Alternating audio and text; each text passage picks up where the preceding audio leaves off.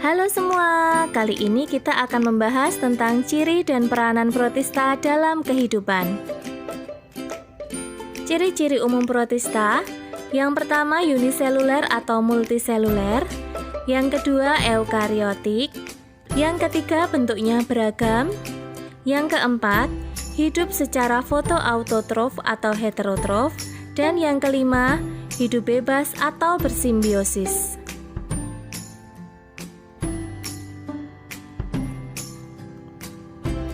Untuk klasifikasinya, kita akan lihat bersama-sama. Protista dibedakan menjadi 3 jenis, yaitu protista mirip tumbuhan atau alga atau ganggang, protista mirip hewan atau protozoa, dan protista mirip jamur. Nah, kita akan bahas yang pertama ya, yaitu tentang protista mirip tumbuhan. Protista mirip tumbuhan memiliki ciri-ciri eukariotik, fotoautotrof, uniseluler atau multiseluler, belum memiliki akar, batang, dan daun sejati, habitat di air tawar, air laut, dan tempat-tempat lembab. Seperti di gambar ya, contohnya, itu adalah salah satu jenis protista mirip tumbuhan. Selanjutnya, klasifikasi protista mirip tumbuhan dibedakan berdasarkan jenis pigmen dominan yang dimiliki.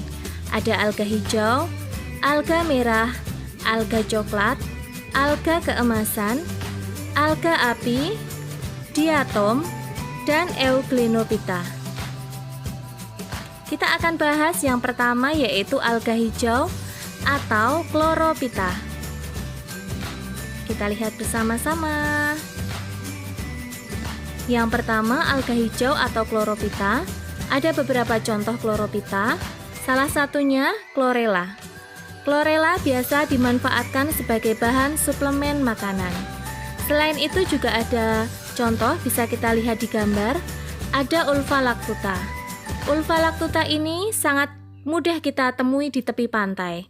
Biasa dimanfaatkan sebagai bahan makanan, misalnya keripik atau sayur. Selanjutnya alga merah atau rhodophyta.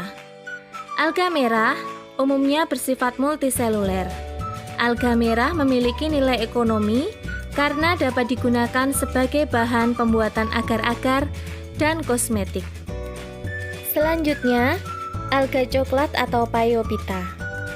Alga coklat menghasilkan algin yang sangat penting dalam industri farmasi, yaitu untuk bahan pembuatan pil, tablet, salep, dan obat pembersih gigi. Setelah alga coklat, ada alga keemasan atau chrysophyta. Alga keemasan bersifat uniseluler dan ada yang membentuk koloni. Alga keemasan umumnya hidup di air tawar, meskipun ada juga yang hidup di air laut. Alga keemasan juga ditemukan di darat, seperti di tepi kolam, dan di tanah yang lembab. Selanjutnya, setelah alga keemasan, ada alga api atau pyrophyta. Alga api memiliki cangkang yang mampu memandarkan cahaya berwarna merah menyala seperti api atau berwarna hijau biru yang sangat indah, terutama dalam kondisi pada malam hari di laut. Peristiwa pendaran cahaya ini disebut bioluminescence. Selanjutnya, kita akan membahas tentang diatom. Diatom atau Bacillariophyta merupakan alga uniseluler dan merupakan penyusun fitoplankton baik di perairan tawar maupun lautan. Diatom juga sering ditemukan pada permukaan tanah yang basah. Diatom memiliki bentuk bulat atau ada beberapa juga yang bentuknya runcing. Terakhir di kelompok protista mirip tumbuhan, ada Euglenophyta. Salah satu contohnya adalah Euglena viridis. Euglena viridis bisa ditemukan di air tawar, di dalam tanah, dan di tempat lembab. Demikian pembahasan tentang protista mirip tumbuhan. Kita akan lanjut membahas protista mirip hewan atau protozoa. Protozoa memiliki ciri-ciri uniseluler, eukariotik, hidup soliter atau sendiri, dan berkoloni atau kelompok. Umumnya tidak dapat membuat makanan sendiri, hidup bebas, saprofit atau parasit, dan memiliki alat gerak. Kita lihat klasifikasinya ya. Protista mirip hewan dikelompokkan berdasarkan jenis alat gerak. Yang pertama ada Rhizopoda atau Sarcodina, yang kedua ada Ciliata atau Ciliopora atau Infusoria, yang ketiga ada Flagellata atau Mastigopora, dan yang keempat ada Sporozoa atau Apicomplexa.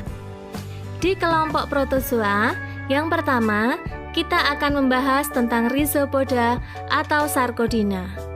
Rhizopoda memiliki alat gerak berupa kaki semu atau pseudopodia. Bisa kita lihat di gambar, kaki semu amuba akan menyesuaikan diri dengan arah pergerakan maupun dengan letak mangsa. Selanjutnya Ciliata atau Ciliopora atau Infusoria.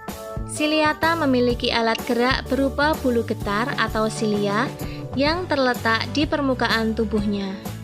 Contoh-contoh Ciliata ada Paramecium, Didinum, Stentor, Vorticella, dan Balantidium coli yang hidup di usus besar dan menyebabkan diare. Selanjutnya Flagellata atau Mastigopora.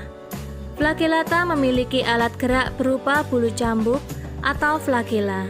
Beberapa contoh dari flagellata bisa kita lihat ya.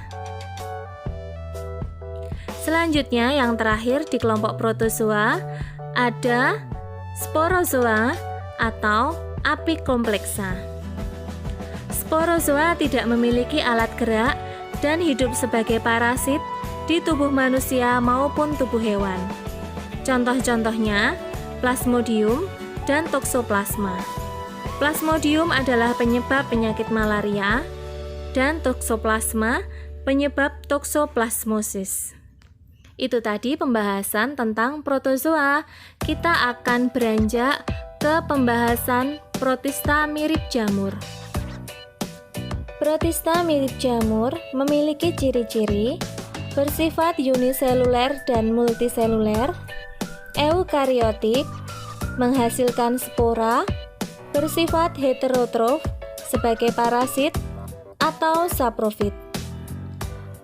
Protista mirip jamur dibagi menjadi dua kelompok, yaitu jamur air atau Oomycota dan jamur lendir atau Myxomycota.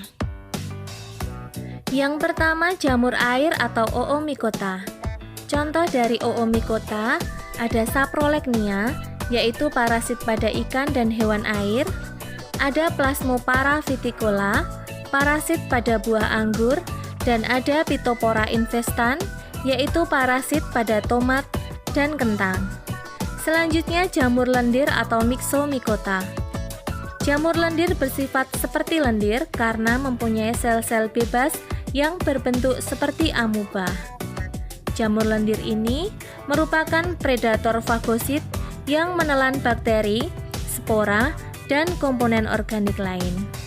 Nah, itu tadi penjelasan tentang protista. Terima kasih, selamat belajar.